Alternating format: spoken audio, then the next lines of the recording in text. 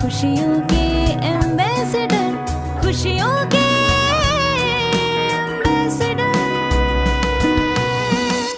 हर 2 और 4 और 5 किलोमीटर पे ऐसे विद्यालय होने चाहिए जहाँ अधिकांश बच्चे हमारे आएँ और मानवीय मूल्यों की शिक्षा ले सकें, उनका चेतना विकास हो सके। क्या स्कूली शिक्षा के दौरान विद्यार्थियों को सही शिक्षा संस्कार, विचार, व्यवहार और व्यावसायिक रूप से पारंगत किया जा सकता है?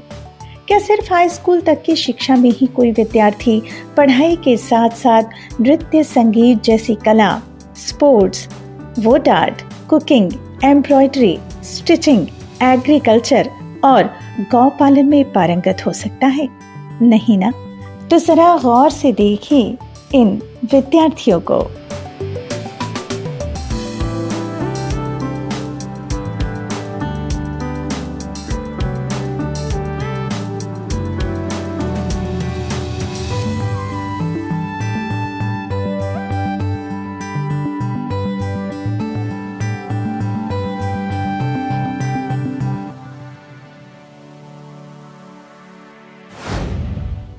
अभिभावक विद्यालय अछोटी में लगातार 5 से 13 वर्ष यानी नर्सरी से या प्राइमरी मिडिल से लेकर हाई स्कूल तक यानी 10वीं की पढ़ाई पूरी करने के बाद तक विद्यार्थियों ने क्या क्या सीखा और समझा, इस बार हम उन्हीं विद्यार्थियों और उनके अभिभावकों से जानेंगे।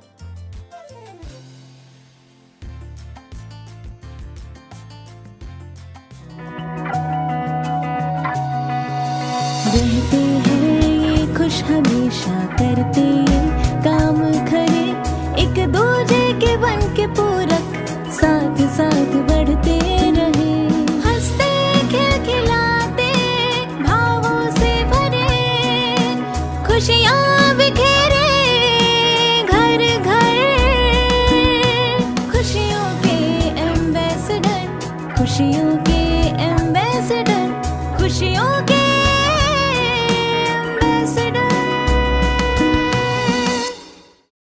ये हैं अभिभावक विद्यालय अछोटी के बच्चे जिन्होंने इस वर्ष 10वीं बोर्ड का एग्जाम दिया है और अपने सहपाठियों, शिक्षकों और अभिभावकों के सामने प्रस्तुत कर रहे हैं स्वमूल्यांकन। जी हाँ, सही सुना आपने। यहाँ विद्यार्थी परीक्षा तो देते हैं लेकिन साथ ही साथ वर्ष भर की उपलब्धियों का मूल्यांकन स्वयं प्रस्तुत करते हैं और शिक्षकों और अभिभावकों की भूमिका उनके अध्ययन में कैसी रही उसका भी मूल्यांकन करते हैं।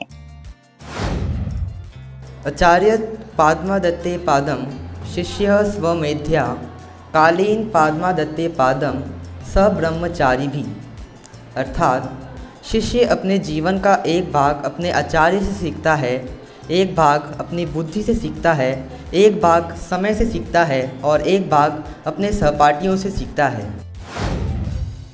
विद्यालय में पढ़ाई कैसे होती है इसकी एक झलक ये भी देखिए। एसएसटी के तहत इकोनॉमिक्स की पढ़ाई कैसी रही? वस्तु विनिमय का प्रतीक कभी धातु का सिक्का था, अब वो क्या हो गया है? राजाओं के दौर में गोल्ड की खोज हुई जिसमें गोल्ड को एक्सचेंज का मीडियम माना। फिर मेटलिक कॉइन्स, एंशिएंट टाइम में मेटलिक कॉइन्स की जो वैल्यू हुआ करती थी वो भी काफ़ी ज़्यादा थी और फिर धीरे धीरे पेपर मनी का खोज हुआ जिसमें आज भी वो प्रचलित है, पेपर कॉइन, पेपर नोट। और फिर उसके बाद प्लास्टिक कार्ड्स का यूज़ बढ़ा जिसमें डेबिट कार्ड, क्रेडिट कार्ड को हम देख सकते हैं। और फिर धीरे धीरे अभी ऑनलाइन ट्रांजैक्शंस बढ़ गए हैं जिसमें इलेक्ट्रॉनिक मनी को हम एक तरह से कह सकते हैं, इलेक्ट्रॉनिक मनी टर्मिनोलॉजी है और उसी दौर पे ये इवोल्यूशन ऑफ मनी हम देख सकते हैं। फंक्शंस ऑफ आरबीआई की बात करें तो आरबीआई यानी रिजर्व बैंक ऑफ इंडिया, जो कि फाइनेंशियल जो भी चीज़ें होती है कंट्री की उसको कंट्रोल करता है, हमारी इंडिया का करेंसी निर्धारित करते हैं और सभी बैंक में अपना कंट्रोल बनाए रखते हैं। बैंक की फंक्शनिंग उन्हीं के तरह से प्रॉपर हो पाती है। बैंक की अगर हम बात करें तो बैंक अपने प्रोड्यूसर या कंज्यूमर को एटीएम फैसिलिटीज़ प्रोवाइड करवाते हैं और समय समय पे लोन की आवश्यकता होने पर लोन प्रोवाइड करवाते हैं जिसमें उनका भी अपना ही एक टर्मिनोलॉजी रहता है जिसमें वो लोन को देने के समय guarantee, time period, interest rate, इन सब चीज़ों को फिक्स करके ही लोन प्रोवाइड करवाते हैं।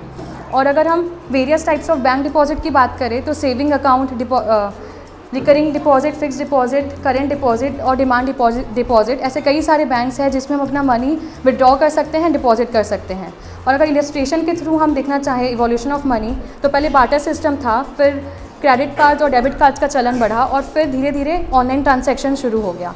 इस तरह से कुछ हमने इसका अध्ययन किया है मनी एंड क्रेडिट सब्जेक्ट का। अभिभावक विद्यालय में बच्चों को शिक्षा कुछ इस तरह से दी जाती है कि वे उसे अपनी जिंदगी से, परिवार, समाज और प्रकृति से अपने संबंध को जोड़ पाते हैं। मैथ्स की पढ़ाई कुछ इस तरह से हुई कि ओम बेटा जी उसे अपनी डेली लाइफ से जोड़ कर देख पाए। गणित उनकी जिंदगी से कितना जुड़ पाया, आइए उन्हीं से जानते हैं। सारे टीचरें जो भी हमें पढ़ाती थी, सारी अध्यापिकाएं हमें यही बताती थी कि मैथ्स जो है हमें व्यवस्था में भागीदारी के लिए पढ़ना है। हम जो मैथ्स पढ़ रहे हैं ये व्यवस्था में भागीदारी के लिए है और इस व्यवस्था को और अच्छी व्यवस्था बनाने के लिए पढ़ते हैं। तो इस मैथ्स को मैं जैसे देख पाते हैं, अभी हम सब में से कौन कितना मैथ्स कर रहा है हमें नहीं पता, परंतु अचानक से अगर आए कि कोई 5 लोग का प्रस्तुति है तो 5 लोग के लिए हम गिनेंगे कि कितने चेयर हैं और कितनी नहीं हैं, उन सब चेयर का इंतजाम करेंगे। अभी भोजनालय में खाना बन रहा होगा, 2 दिन पहले बात हुई कि क्या बना होगा और कितने लोग आने वाले हैं, उसके अनुसार रेशियो करे होंगे कि कितने लोग आएंगे, कितना खाना बनेगा, कितनी सब्जी बटेगी, कितना अचार रखना है उस टेबल में। तो ये सभी चीज़ों का हम बात करते हैं, ये मैथ्स में हम व्यवस्था में आगे बढ़ने के लिए कर रहे हैं। ये बात को मैं देख पाया, इसको मैं समझ पाया कि हम जो मैथ्स पढ़ रहे हैं व्यवस्था में भागीदारी के लिए है। हम जब जीने से जोड़कर मैथ्स को पढ़ने लग गए तब मैं देख पाया कि मैं इन सब मैथ्स जो एकदम बुक में दी होती है इसको मैं बहुत आसानी से कर पाता हूँ। अभिभावक विद्यालय में सीजी बोर्ड द्वारा निर्धारित पाठ्यक्रम के अतिरिक्त नियमित रूप से चेतना विकास मूल्य शिक्षा की व्यावहारिक पढ़ाई होती है। विद्यालय की खास बात यह है कि यहाँ के सभी अध्यापक और अध्यापिकाएं बच्चों को निःशुल्क यानी बिना किसी वेतन के स्वेच्छा से पढ़ाते हैं, क्योंकि उनका मानना है कि शिक्षा व्यवसाय की वस्तु नहीं है। ऐसी मानवीय मूल्य आधारित शिक्षा का प्रभाव बच्चों पर कैसा रहा, आइए इन्हीं से जानते हैं। तो टीचर्स में एक बात जो मैं देख पाई उसके लिए मुझे ऐसा लगता है कि यहाँ पे जो हम लोग को जब हम लोग आए थे तब हम लोग को समझ में नहीं आता था कि हमारे टीचर्स इतना टाइम हम लोग के लिए निकाल पा रहे हैं, बहुत बड़ी बात है। क्योंकि मैं देख पाई कि काफ़ी सारे टीचर्स हैं जो हम लोग के रायपुर से यहाँ तक के आते हैं केवल हम लोग को पढ़ाने के लिए 1 या फिर 2 घंटे के लिए। तो वो मेरे को बहुत ज़्यादा लगा कि इतना श्रम हमारे लिए कोई कर रहा है तो फिर उनको थैंक यू बोला हम लोग को मतलब बहुत कम चांसेस मिलते हैं। तो आज अपने मूल्यांकन के थ्रू मैं अपने सभी टीचर्स को थैंक यू बोलना चाहती हूँ जो कि इतने दूर से आए हैं। अभिभावक विद्यालय से मेरा जुड़ना क्लास 4 से हुआ और इसके पूर्व मेरी पढ़ाई भिलाई में स्थित अभिभावक माइलस्टोन एकेडमी से हुई।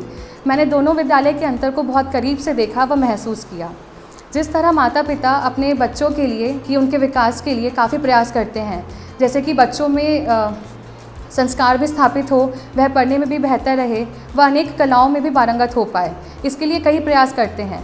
वैसे ही इस यहाँ अभिभावक विद्यालय में सभी अध्यापक जी अध्यापिका जी हर शिष्य के साथ में अपना पूरा बल लगाते हैं। बच्चा जितनी बार प्रश्न पूछता है उतनी बार समझाते हैं, सिखाते हैं एवं संवाद करते हैं, जब तक विद्यार्थी समझ ना जाए, सीख ना जाए व संतुष्ट ना हो जाए।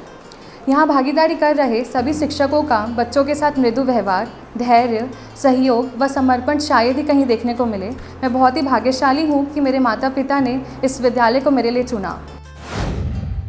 अभिभावक विद्यालय से मैं अपने में देखूं कि मेरे में क्या चीज़ आई है तो मेरे को ये लग पाता है कि 5 साल में मुझे इतना तो पता चल गया कि सही क्या है, सही दिशा मिल गई है।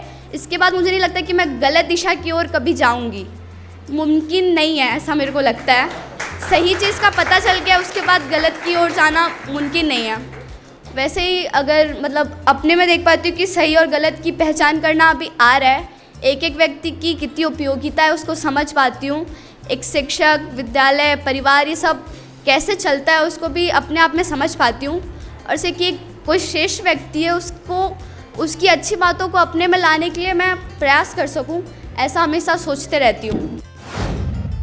यहाँ पे आके मैंने 4 स्तंभ सीखे थे, सहयोग, संबोधन, आज्ञा पालन और नियंत्रण।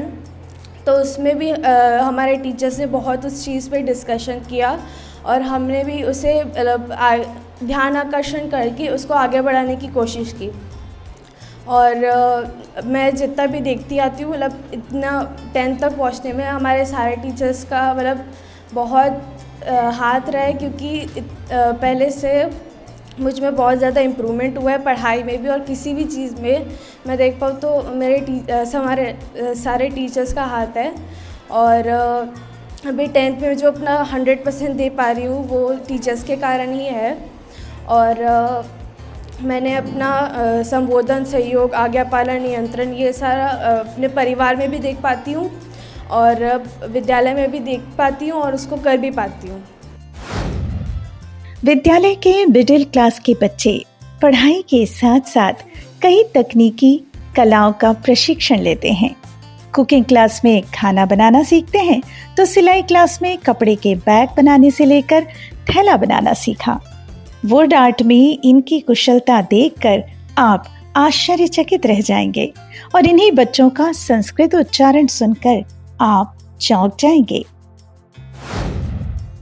या कुंदेन्दु तुषारहार धवला, या शुभ्रवस्त्रावृता, या वीणावरदण्डमण्डितकरा, या श्वेतपद्मासना। शुक्लां ब्रह्म विचारसार परमामाद्यां जगत्व्यापिनीं वीणा पुस्तकधारिणीं भेदां जाड्यान्तकारापहां हस्ते स्फाटिकमालिकां विदधतीं पद्मासने संस्थितां वन्दे तां परमेश्वरीं भगवतीं बुद्धिप्रदां शारदाम्। अर्थात श्वेत वर्ण वाली ब्रह्म विचार सार रूपी परम तत्व से युक्त आदि रूपा संसार में व्याप्त रहने वाली, वीणा और पुस्तक धारण करने वाली, अभय प्रदान करने वाली, जड़ता रूपी अंधकार को दूर करने वाली, हाथों में शुभ्र मणियों की माला धारण करने वाली, कमल रूपी आसन में विराजमान रहने वाली उस परमेश्वरी भगवती देवी को मैं प्रणाम करता हूँ। प्रेम और अनन्यता भाव है जीवन का लक्ष्य है, यह जीवन का नित्य उत्सव में जीना, कोई ना अन्य सब अपने हैं, लक्ष्य है यह जीवन का, लक्ष्य है यह जीवन का। प्रेम और अनन्यता भाव है जीवन का लक्ष्य है, यह जीवन का।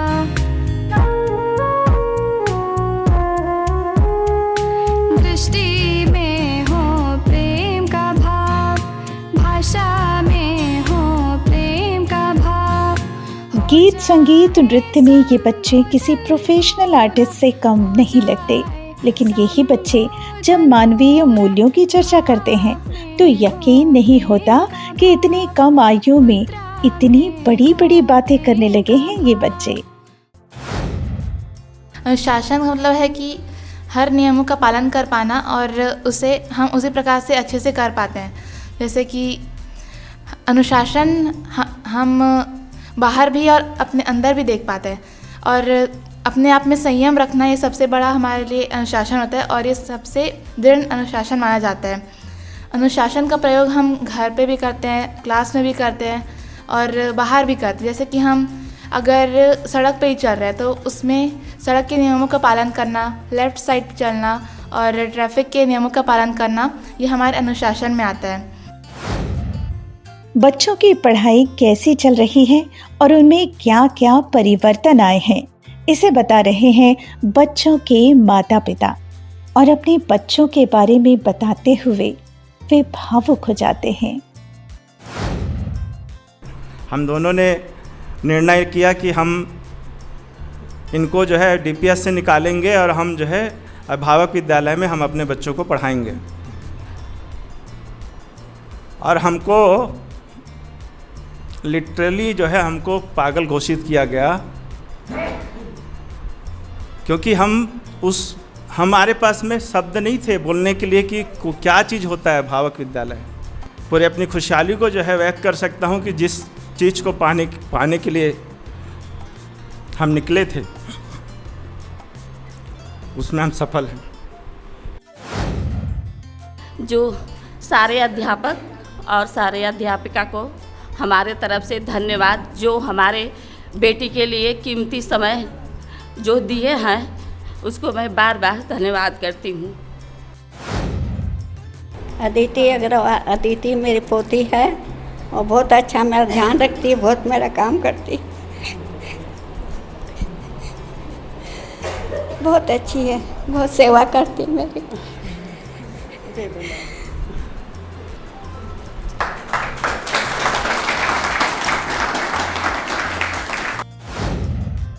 सिर्फ 9वीं या 10वीं कक्षा के बच्चों में समझदारी से भरी बातें अविश्वसनीय हैं, लेकिन इसी अविश्वसनीय से लगने वाले बच्चों को सुनकर उच्च शिक्षण संस्थाओं के वर्तमान और पूर्व कुलपति भी मानते हैं कि अभिभावक विद्यालय जैसे स्कूल हर 5 किलोमीटर में स्थापित होने चाहिए। उनको बोलते हुए देख रहा था ना तो मैं अचंभित था। इस बच्चे को मैं अभी बोलते देख रहा था तो मैं अचंभित था कि इतनी कम उम्र में वो इतने आत्मविश्वास से लबरेज है। मैं बहुत आश्चर्यचकित हूँ और मैं आश्वस्त हूँ कि ये जिंदगी में उस ऊंचाई को छुएगा जिसकी आप कल्पना नहीं कर सकते। बिट्टू बेटा को मैं देख रहा था, वो इतने आत्मविश्वास से लबरेज थी कि ये जिंदगी में एक्चुअली में वो सफलता हासिल करेंगे या ये जिंदगी में वो समाज को इन ऊंचाइयों में पहुंचाएंगे जिसकी हमारे पूर्वज, हमारे जो आदरणीय लोग हैं, इन लोग सपना देखते हैं ना, उनको इन लोग पूरा कर पाएंगे।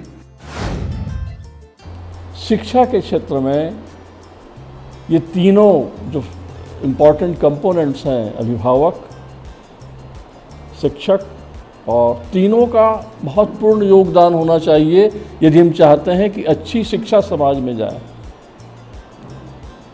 घर से शिक्षा तो पेरेंट्स देते हैं, जिसको हम संस्कार कहते हैं, और उस संस्कार को बढ़ाने का काम जब विद्यालय में पहुंचते हैं तो हमारे शिक्षक वृंद करते हैं। लेकिन असल तो आप लोग कर रहे हैं। जहां जिन पालकों को आपने बुलाया वो पालक संयोग से शिक्षक भी हैं, और अपने बच्चों को पढ़ाना सबसे मुश्किल काम होता है, क्योंकि वो बच्चा देखता है कि बाहर कैसा है और यहाँ कैसा है। तो अपने बच्चों को पढ़ाने के अलावा, अपने बच्चों को तो हम पढ़ाने, हो सकता है लोग कहें अपने स्वार्थ के लिए पढ़ा रहे हैं, लेकिन स्वार्थ भी तो है। हम बच्चों को अच्छी शिक्षा दें, चाहे हमारे बच्चे हों या कहीं और के बच्चे हों, ये भी तो बहुत बड़ा स्वार्थ है। वो स्वार्थ समाज के लिए है, वो स्वार्थ हमारी आने वाली पीढ़ी के लिए है। और उसमें अभ्युदय संस्थान ने जो काम किया है अभिभावक विद्यालय के माध्यम से, वो प्रशंसनीय है। घरों में भाई भाई के साथ रहना नहीं चाहता, बेटा पिता के साथ नहीं रहना चाहता। ऐसे माहौल में जहाँ लोग इतने ज़्यादा स्वार्थी हो गए हैं आज, वहाँ अगर एक ऐसा विद्यालय चल रहा है तो इसके चलाने वालों को तो वैसे ही बहुत साधुवाद है। मैं तो चाहती हूँ कि हर 2 और 4 और 5 किलोमीटर पे ऐसे विद्यालय होने चाहिए जहाँ अधिकांश बच्चे हमारे आएँ और मानवीय मूल्यों की शिक्षा ले सकें, उनका चेतना विकास हो सके। बहुत फ्लुएंटली इंग्लिश बोल लेना, बहुत फ्लुएंटली हिंदी बोल लेना, बड़ी बड़ी बातें कर लेना, बहुत वैज्ञानिक दृष्टिकोण रख लेना, ये सब चीज़ें तो आदमी कर लेता है, परंतु वास्तव में हमारा व्यवहार लोगों के साथ कैसा होना चाहिए, अपनी वाणी पर कितना नियंत्रण रखना है, जब किसी को आवश्यकता हो तो उसको कैसे सहयोग देना है, ये सारी बातें। और जहाँ की अभिभावक ही टीचर्स बनकर पढ़ा रहे हैं अपने बच्चों को और दूसरे के बच्चों को भी, अगर इस सोच के साथ विद्यालय खुलेंगे तो आप जो कहते हैं ना कि भारत को विश्व गुरु बनाने की बात है, तो वो सही में सफल हो जाएगा। हमारे माननीय प्रधानमंत्री जी की जो सोच है कि भारत को विश्व गुरु बनाना है, विकसित भारत लाना है, अगर इस तरह के विद्यालय धीरे धीरे सभी क्षेत्रों में खुलते जाएंगे तो एक बहुत बड़ी सामाजिक चेतना लोगों में आएगी। तो देखा आपने, अभिभावक विद्यालय की आवश्यकता अब समाज के हर वर्ग के लोग महसूस कर रहे हैं, क्योंकि वातावरण खुशनुमा हो रहा है। ऐसे खुशनुमा वातावरण को बनाने वाले अध्यापिका और अध्यापक कौन हैं, कैसे हैं, जानना चाहेंगे ना आप? तो बस कीजिए थोड़ा सा इंतज़ार। अगले सप्ताह इसी दिन इसी समय हम करवाएंगे इन सभी से आपकी मुलाकात। तो बने रहिए हमारे साथ और हमारे चैनल को सब्सक्राइब कर लीजिए, और हाँ, बेल आइकॉन प्रेस करना ना भूलिएगा। तो फिर मिलते हैं अगले सप्ताह इसी दिन इसी समय। तब तक के लिए नमस्कार।